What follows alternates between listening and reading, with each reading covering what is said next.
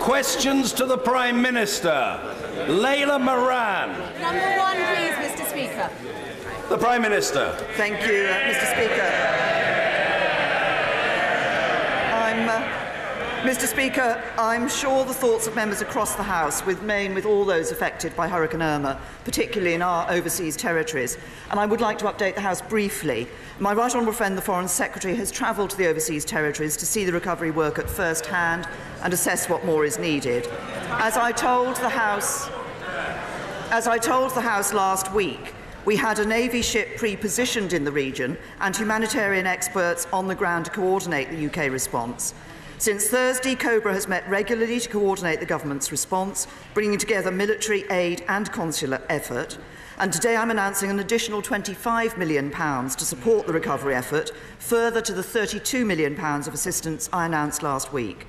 We have now deployed over 1,000 military personnel to the region, with an additional 200 to arrive in the next few days, along with over 60 police. And more than 40 tonnes of aid has now arrived.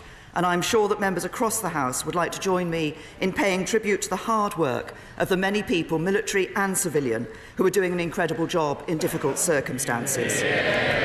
Mr. Speaker, this morning I had meetings with ministerial colleagues and others. In addition to my duties in this House, I shall have further such meetings later today. Leila Moran. Thank you, Mr. Speaker. I'd like to echo the Prime Minister's words of sympathy for the families, but especially the children affected by Hurricane Irma. Mr. Speaker, Oxford, West and Abingdon has a vibrant local economy, but reliant on the university, science and car industries, it is set to shrink if we leave the single market and the customs union, risking thousands of local jobs. Isn't it time the Prime Minister was frank with people about the dangers of leaving and allowed them a say when we finally know the full facts? I have to say to the Honourable Lady that her view of what is going to happen when we leave the European Union is not the right one. And if she is telling her constituents that, then she needs to think again. She needs to work with the government to ensure we get the deal as we leave the European Union that gives us access to the single market, that enables us not just to have that access but to do trade deals around the world, bring prosperity and jobs here to the UK. Mr. Philip Davis. Mr. Speaker, many of my constituents feel that Yorkshire has not had its fair share of the transport infrastructure cake over recent years, especially compared with London and the South East. Will the Prime Minister therefore promise to significantly increase the proportion of transport infrastructure which is spent in the North generally and in Yorkshire in particular in this Parliament? And perhaps my right honourable friend can start as she means to go on by ensuring we get the much-needed and long-awaited Shipley Eastern bypass.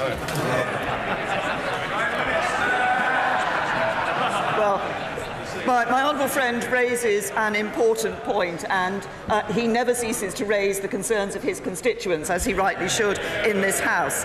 But we are committed to making sure that the whole country gets the transport infrastructure that it needs. And that's not about, I want to reassure him, it's not about making a choice between North and South. That's why we're carrying out one of the biggest investment in transport in the region for a generation, spending £13 billion on northern transport in this Parliament, and that's the largest in government history. Now, as regards the Shipley Eastern Relief Road, I believe there is a decision to be taken by the local authority, but we do want to see these sorts of improvements being supported, and that's why we've allocated up to £781 million for the West Yorkshire Plus Transport Fund to deliver local priorities. Jeremy Corbyn. Thank you, Mr. Speaker. I too share the Prime Minister's sympathy with all those affected by Hurricane Irma in whichever part of the Caribbean they have suffered. I hope that the Prime Minister will be prepared to look carefully at the speed of our response to Hurricane Irma, and if future demands are made in the near future, in the next few days or weeks, from any country affected by it, that Britain will respond as generously as we possibly can to help people at what must be the most catastrophic time of their lives. Mr. Speaker, the situation facing disabled people in Britain is described by the United Nations Committee on Rights of Persons with Disabilities as a human catastrophe. Does the Prime Minister think that it was right that while her government funded tax giveaways to the richest, disabled people have been hit hardest by the cuts her government has made?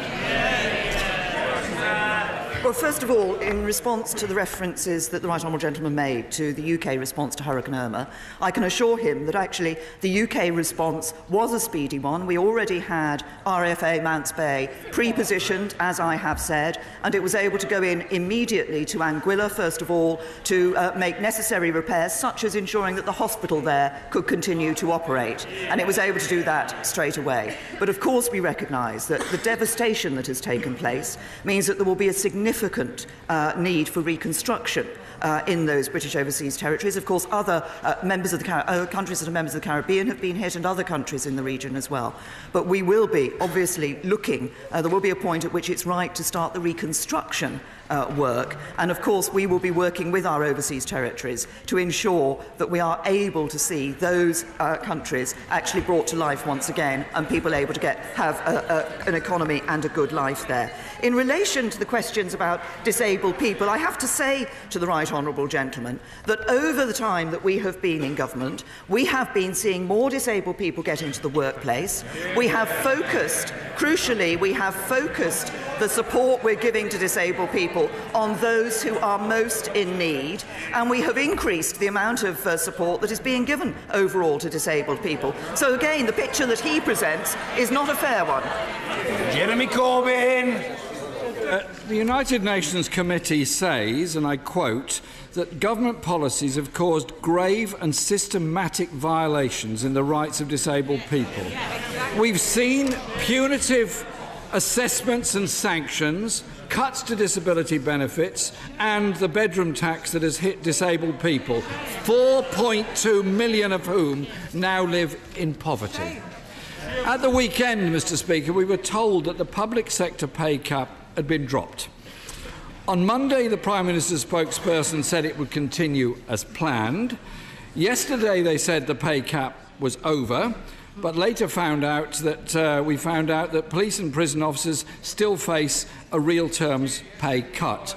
So, could the Prime Minister tell us what the position is at midday today? I say, first of all, I would just remind the Right Honourable Gentleman, as I've just said, we spend over £50 billion a year on benefits to support disabled people and people with health conditions. And as a share of GDP, our public spending on disability and incapacity is the second highest in the G7. So I suggest he thinks again in relation to this.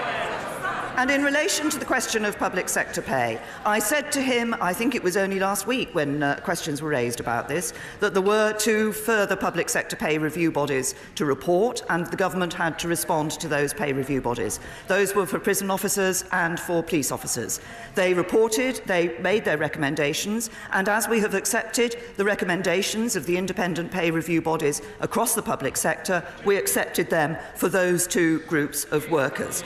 But we also recognise, as I've said to him before, that we need to ensure that we balance out protecting jobs in the public sector, being fair to public sector workers, and being fair to taxpayers who pay for it, many of whom are public sector workers.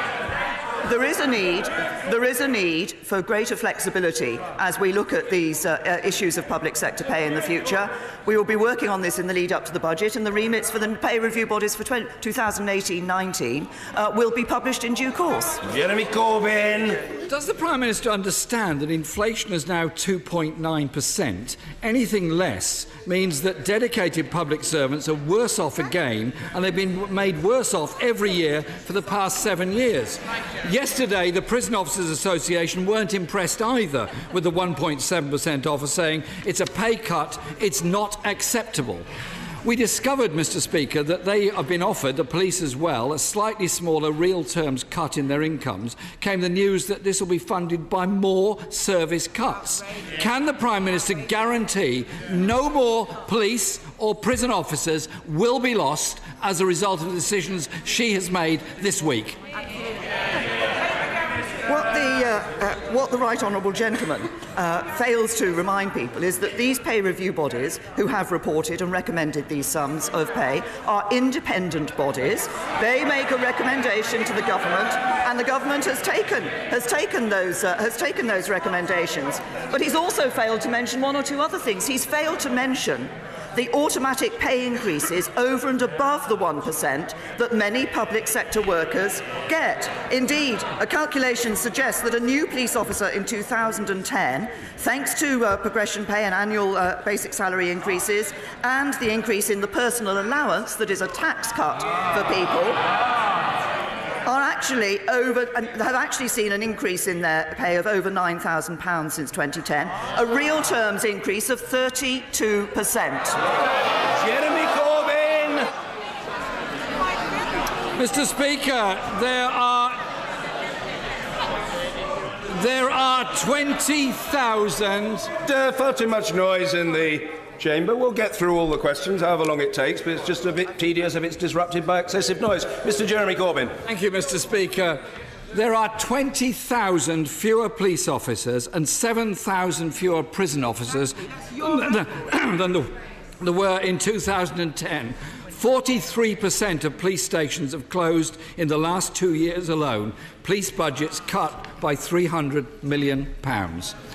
But the Chancellor is absolutely on the money on this one, literally. Because last week at the 1922 committee meeting, he told Conservative MPs...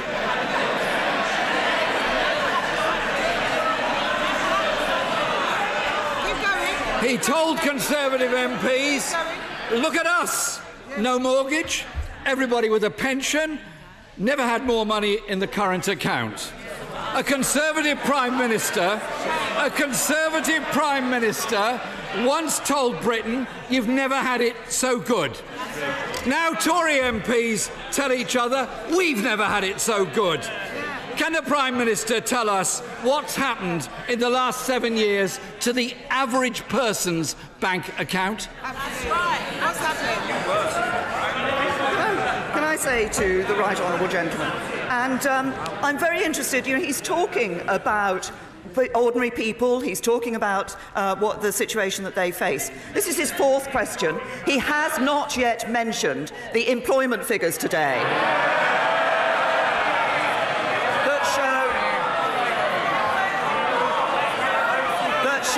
that show unemployment at lowest levels since the mid-1970s, and employment, people in work, people taking home a wage, a salary to support their families at record levels, the highest level since records began. Jeremy Corbyn! The only problem is more people in work are in poverty than ever before, more are in insecure work, more relying on tax credits and housing benefit to make ends meet. Consumer debt rising by 10% as wages are falling. Household savings lower than at any time for the past 50 years. That is the Conservative legacy. Mr. Speaker, a young woman called Aisha wrote to me last week, and she says, I have recently graduated from university with a hefty amount of debt on my head. However, and she goes on, Mr. Speaker, I cannot understand why Conservative MPs don't want to listen to this question. I really can't. However, I will persist. However, she goes on, I am scared about the futures of other young people. People have always dreamed of being a nurse, no longer want to train to become one. Her government, with the support of the Lib Dems, trebled tuition fees. Will the Prime Minister take the opportunity this afternoon to vote against another Tory hike in student fees? Say to the right honourable gentleman, once again, there are a few things about people's circumstances that he has failed to mention. Things that the government has done, taking 30 million, giving a tax cut to 30 million people. That means for a basic rate taxpayer, £1,000 more in their pockets. That's what sound management of the economy by a Conservative government delivers for people. But the right honourable gentleman talks about delivering for students. Let's talk about delivery. Let's talk about promises that are made. He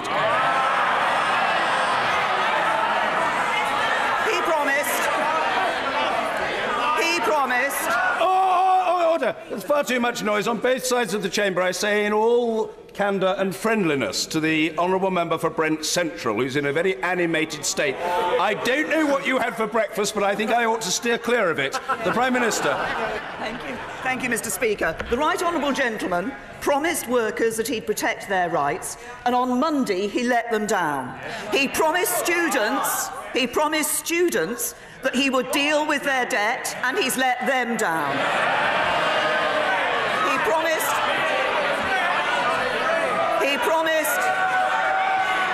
He promised the British people that he would support Trident, and he's let them down. And he promised voters he'd deliver on Brexit, and he's let them down. What people know is that it's only the Conservatives that deliver a better Britain.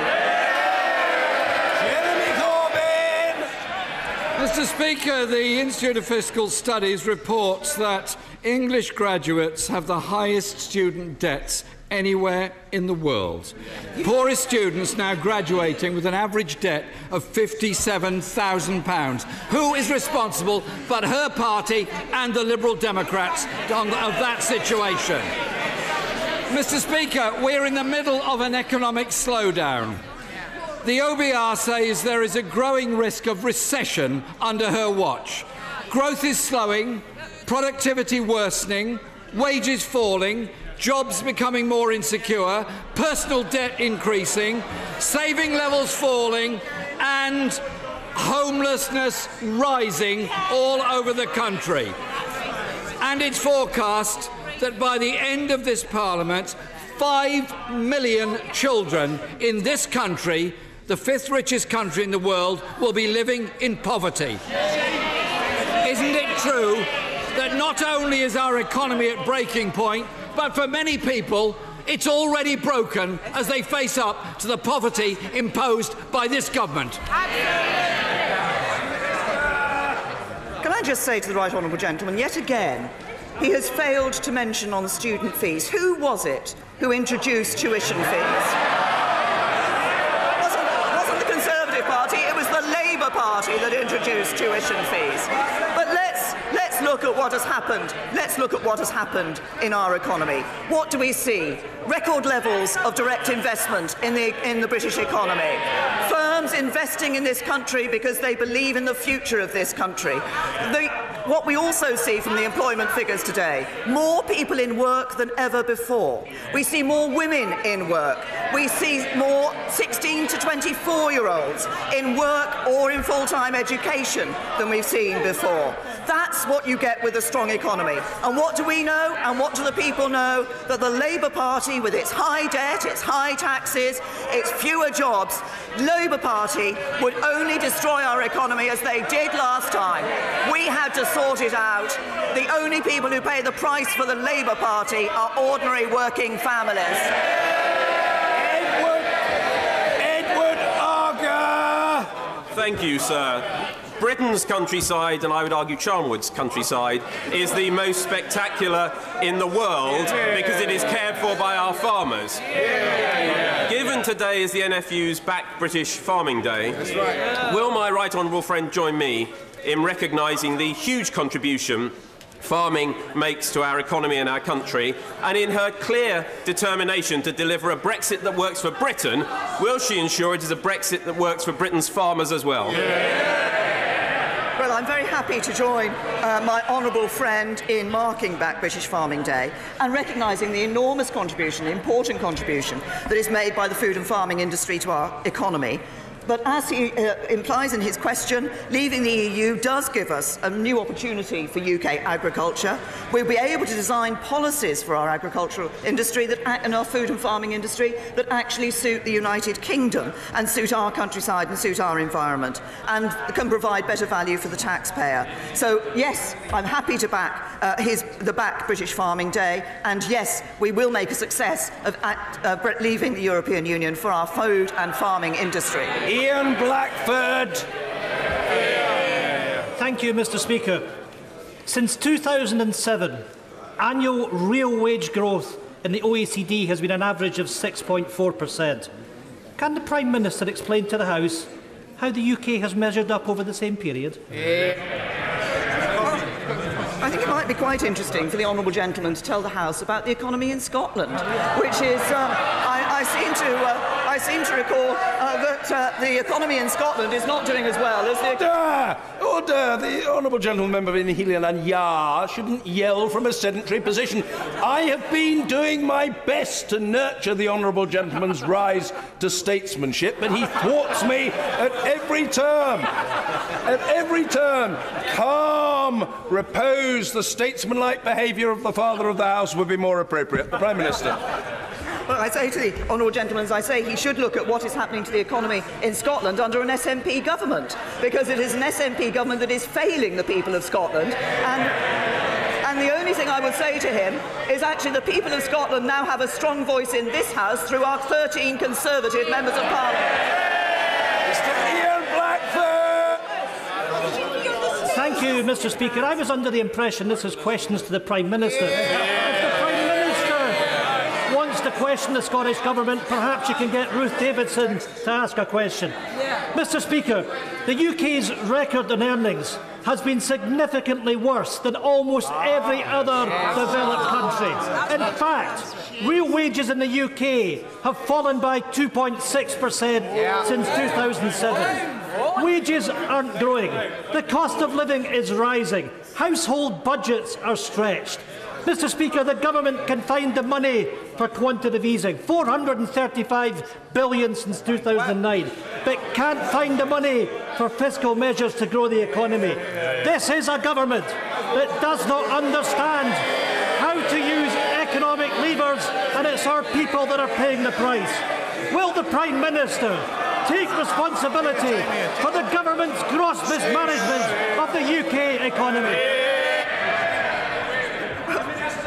And I noticed, I think that in all of that rather lengthy question that the honourable gentleman asked, never once did he record the increase in employment that has taken place across the United Kingdom and what the figures show today. But he started off by standing up and complaining that I'd referenced the acts of the Scottish Government. He believes in independence. He believes that Scotland should only be run by the Scottish Government. So I think the Scottish people deserve to look, and in this House we deserve to talk about what the Scottish Government is or is not doing for the people of Scotland. The one thing I can tell him and others is that the Scottish economy and the livelihoods of the people of Scotland are better off in the United Kingdom. We have some very excitable denizens of the House today. They ought to take some sort of medicament and they'll calm down. James Heapy. Thank you, sir.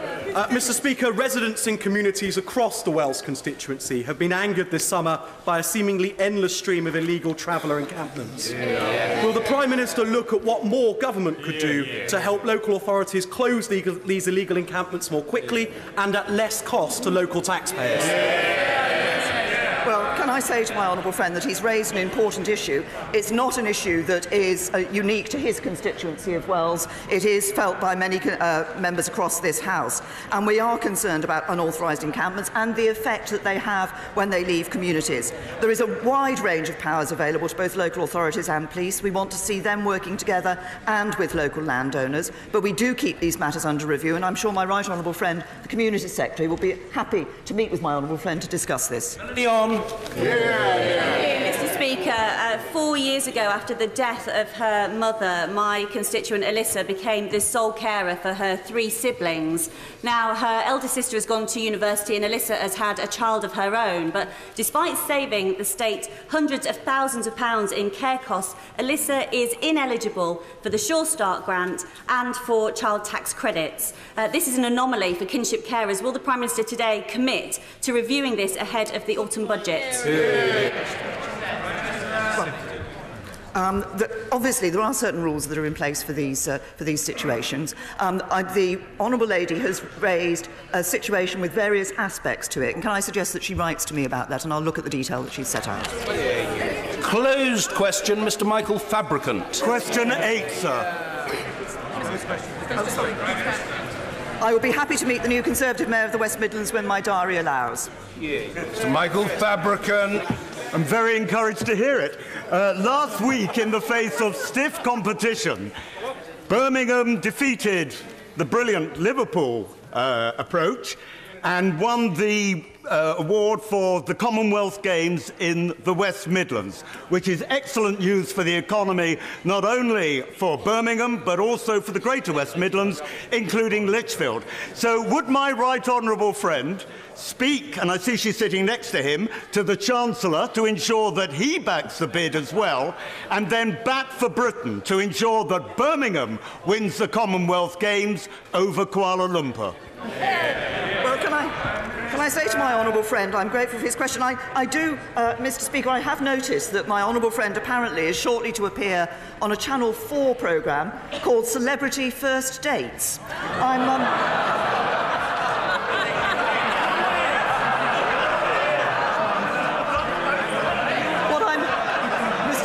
Mr. Speaker, what I'm not sure about is whether my honourable friend is the celebrity or the first date, but maybe he can tell us about that. But he's raised the issue of the Commonwealth Games, and obviously the Commonwealth Games being hosted in the UK in 2022 in Birmingham would present a unique opportunity for the West Midlands, and it would of course promote global Britain across the Commonwealth. The next step is for Birmingham to demonstrate value for money in their bid, and but subject to that, I've no doubt that Birmingham will continue the UK's rich history of hosting successful sporting events. Louise Haig. Thank you, Mr. Speaker. Crime involving mopeds and bikes has soared across the country in recent years.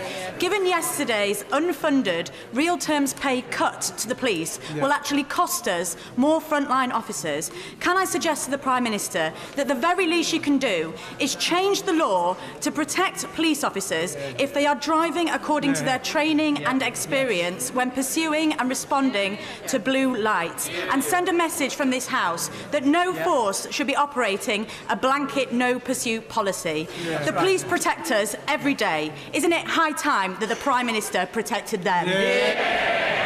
Well, first of all, I agree that there shouldn't be blanket no-pursue policies in place, but obviously each Chief Constable will make operational decisions about in their own force. On the first issue that she raised, about the issue of crime relating to mopeds, and particularly, this has been recognised. She puts it as an issue of funding. It's not an issue of funding. It's an issue of how you respond to those crimes. And I'm pleased to say that my right honourable friend, the Policing Minister, held a round table on exactly this issue yesterday to look at how we can ensure that the police are responding fully to it. David Morris. Thank you, Mr. Speaker. Mr. Speaker, I'd like to thank the Prime Minister because she's put me in touch with her Powerhouse Minister, and we're looking now at getting an enterprise zone in Heysham, in my constituency. But ever wanting to have a big wish list, would the Prime Minister help me in any way possible with my already ongoing campaign to get the third nuclear power station built quicker in Heysham, the tentatively linked Heysham 3 power station? Well, once again, my honourable friend is campaigning tirelessly for his constituency, and I welcome his efforts across a number of issues, as he has referred to. We do need affordable, clean and energy to keep the lights on, and in the decades ahead, and he's absolutely right that nuclear energy is an important part of our energy mix. Now, as regards the particular site, I believe there is land next to the existing Heysham nuclear power station, which is one of the 8 sites in the UK that has been designated for new nuclear build. Hannah Bardell. Mr. Speaker, the House and the Prime Minister will remember the case of my constituent Lola Ilisami, whose daughter is under threat of female genital mutilation from Lola's abusive ex-partner. I want to thank Channel 4 News and Cathy Newman for breaking the story, and I want to thank the Prime Minister for intervening and granting an 18-month reprieve. Lola now has temporary right to work, but no recourse to public funds if she cannot find a job. Long-term certainty is what this wee girl and this family needs. Will the Prime Minister look again at this case and allow Lola and her family to stay long-term in Livingston? Well, the Honourable Lady is right. Obviously, she raised this case before, and the Immigration Minister, as I understand it, was in touch with her. And as she has said to the House, I can confirm that following a comprehensive and rigorous review, Ms Ilisami has now been granted leave to remain in the United Kingdom, as the Honourable Lady set out. I wanted to say something about the female genital mutilation issue, because she raised that and the concern about the daughter and the threat that she might be under. This is an absolutely abhorrent crime. A lot has been done down by the government to deal with the FGM issue, but we cannot tolerate this practice, and our work to tackle FGM is an integral part of our violence against women and girls strategy, which we published in March last year. I think we all accept, though, that we do need to do more to ensure that young girls are not subject to this horrific abuse. Kelly Tolhurst. Thank you, Mr. Speaker. Does my right honourable friend agree that the party opposite's cynical attempt to block the EU withdrawal bill on Monday shows that they are still only interested in playing party politics rather than delivering the best deal for our future, which is what my constituents and the majority of this country want to see? Well, my honourable friend is absolutely right. I think most people in this country want to see the government doing what we're doing, which is getting on with the job of delivering the best deal for Britain from Brexit. And there was a certain amount of noise from the opposition benches when I said earlier that the right honourable gentleman, the leader of the opposition, had failed to had let workers down by failing to protect their rights on Monday. But that's exactly one of the issues that was there. What that bill was about was bringing workers' rights that are in EU legislation here into the UK, and he voted against it. This is Emma Newell-Buck. Thank you very much, Mr. Speaker. As the Prime Minister was visiting survivors of the Manchester terror attack, families who were heartbroken to have lost their children were also in the vicinity, but they were not visited by the Prime Minister. Chloe Rutherford and Liam Curry from South Shields tragically lost their lives. The parents feel ignored by the Prime Minister. I wrote to her 7 weeks ago with their concerns, but she's failed to respond. When will she properly acknowledge their loss? Can I just say, the Honourable Lady's raised an important issue. I'm not aware of her letter, so I will of course look into that immediately today to see why she has not received a response, and I can only apologise to her for the fact that she has not received a response yet. I did, and at the time, and continue to acknowledge that attack in Manchester damaged lives in many ways. Those who were injured and who may be living with the consequences of their injuries, those who lost loved ones, who lost relatives, who lost friends, will be affected by it. And of course, there are those lives that were sadly cut short at all too young an age. What we all must do is ensure, yes, we're providing support for the victims, but we also must ensure that we have the powers for our authorities and police authorities and agencies so that they're able to prevent attacks in the future. But I will look into the issue of the letter because, as I say, she should have had a response already, and I'm sorry that it was 7 weeks have gone by and she hasn't. Ross Thompson. Thank you, Mr. Speaker. Following a successful offshore Europe exhibition last week in Aberdeen, can the Prime Minister give me and my constituents reassurance that support for the oil and gas industry will be at the heart of the industrial strategy so that we can maximise economic recovery in the North Sea? And does she agree with me that the biggest threat to the industry would be the instability of a second divisive independence referendum? My honourable friend is absolutely right. We have, of course, already given significant support to the oil and gas industry. I was pleased some months ago to visit Aberdeen and to visit the Technology Centre for the oil and gas industry there, which is doing really interesting work, looking not just at the existing fields, obviously, but at decommissioning work and how they can export their knowledge and expertise across the world. But he's absolutely right. What people want, what businesses want, is the certainty of knowing that Scotland will remain in the United Kingdom and there won't be a second independence referendum. Daniel Zeichner.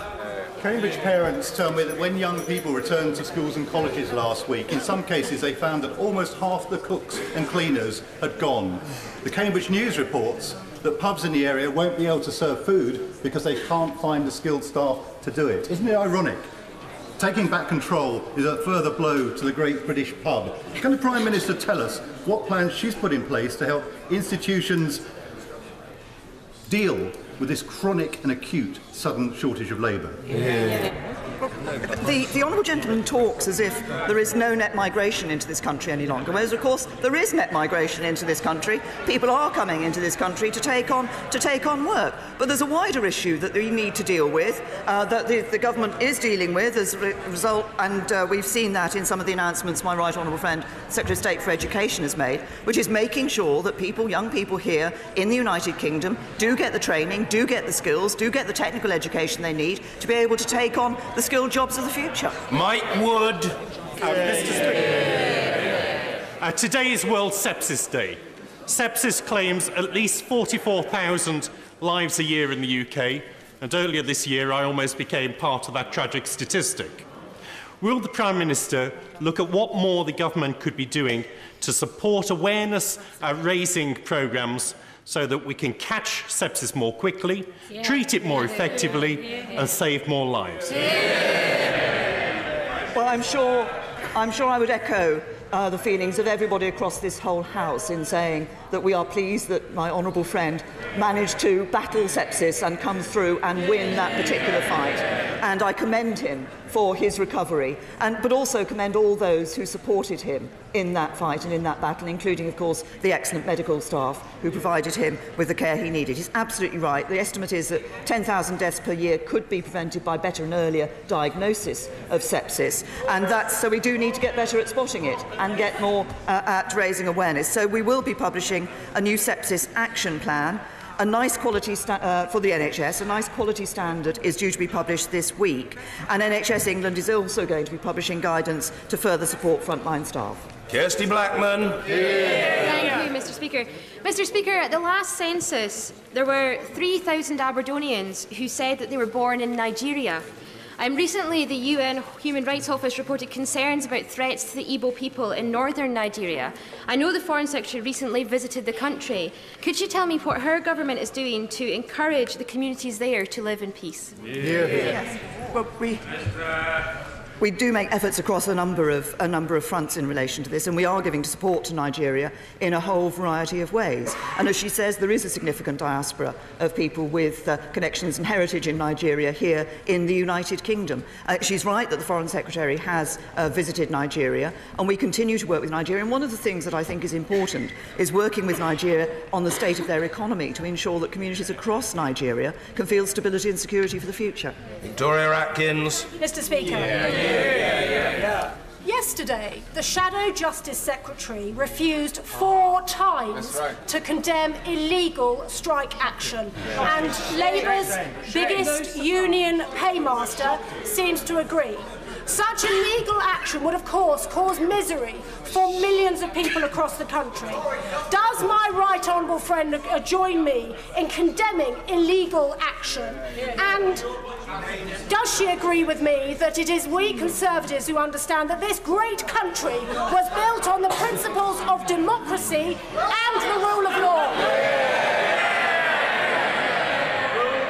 Well, I thank my honourable friend for her question, and she's absolutely right. I was struck this week to see that Len McCluskey, or perhaps Mahatma as his friends call him, that Len McCluskey had said, if they need to act outside the law, so be it. Well, I have to say that I join my honourable friend.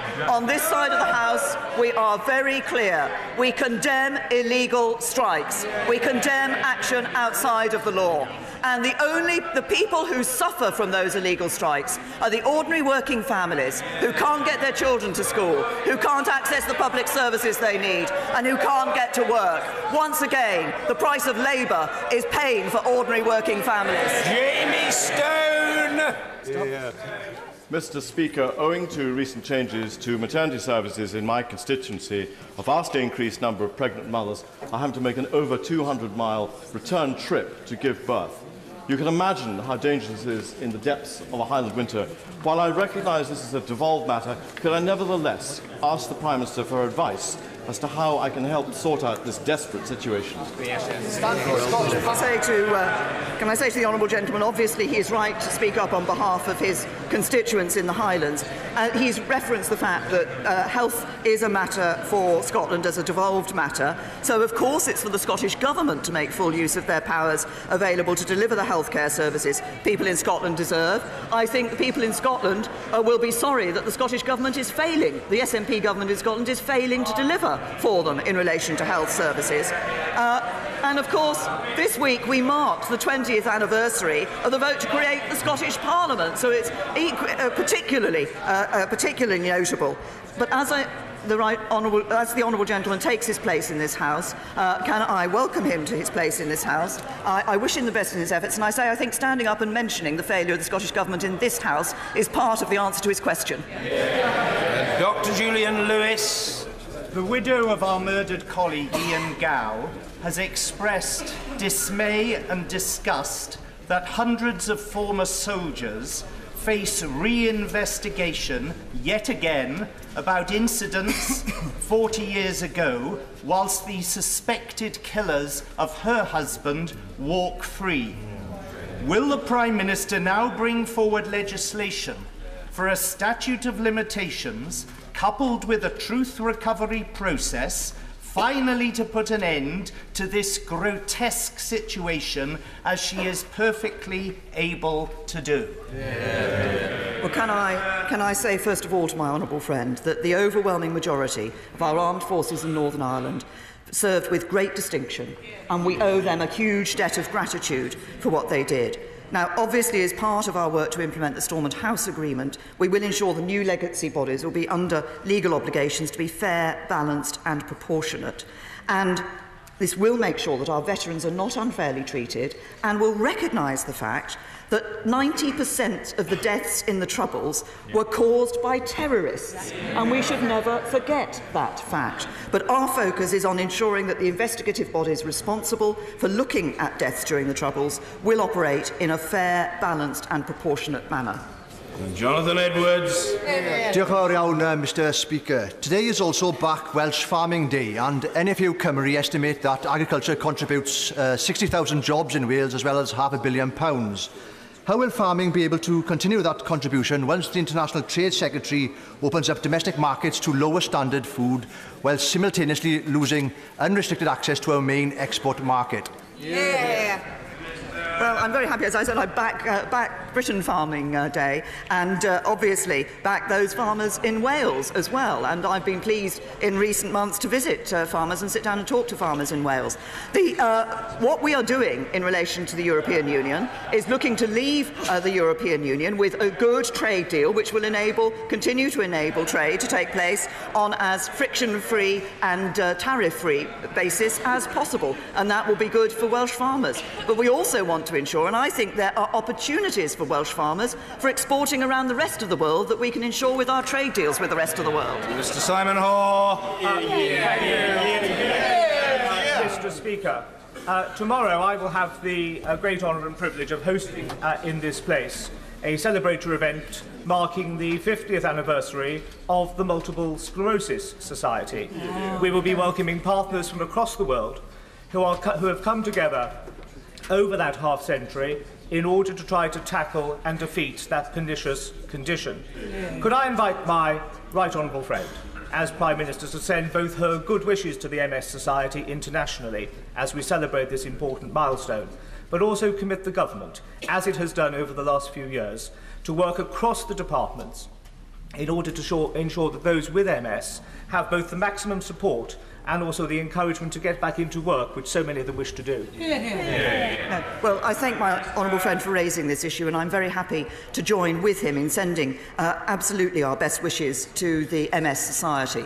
And I know from my own family the impact that multiple sclerosis can have. The Society does campaign tirelessly for people with MS, and I'm very pleased that he is hosting a reception to mark this important milestone.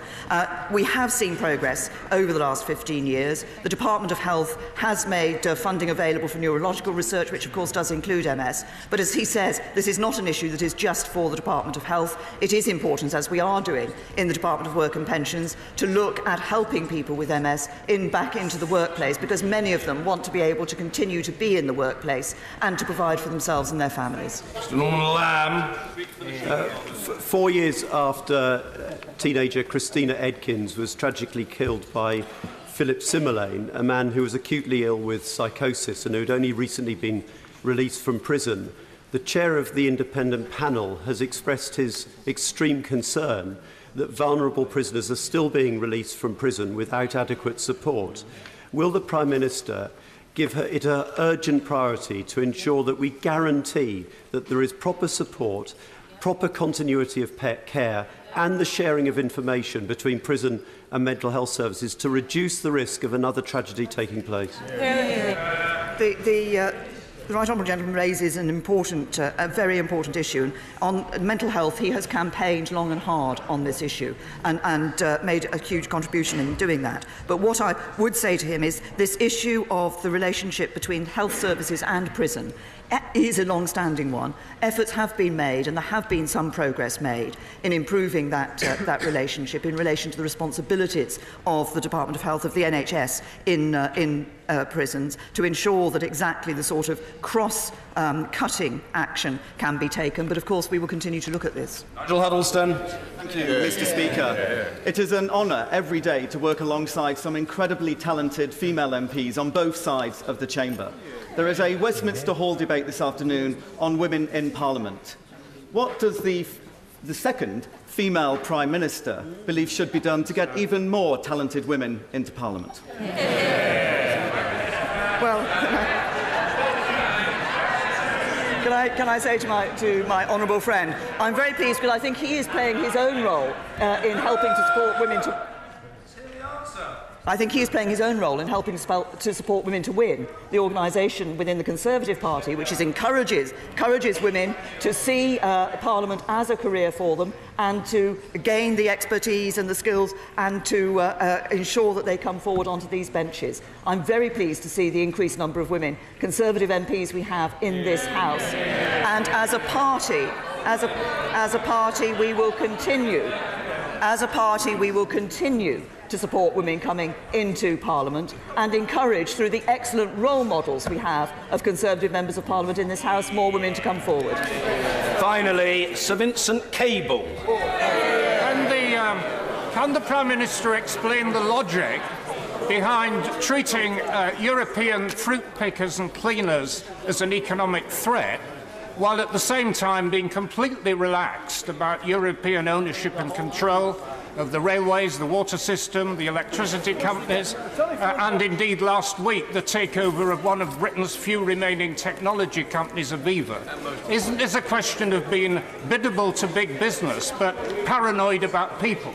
Can I just say to the Right Honourable Gentleman that we are very clear in relation to immigration, that we want to welcome the brightest and best to come here to the United Kingdom. We have rules for people from outside the EU, and we will be able to have our own rules for people coming from inside the EU. But could I also congratulate the Right Honourable Gentleman on his election to the leadership of his party? He and I, of course, worked together during the years of the coalition. We didn't always agree on absolutely everything, but I do note he's raised this issue of our relationship with Europe, and he did say something I agreed with, that a second EU referendum would be seriously disrespectful and politically utterly counterproductive.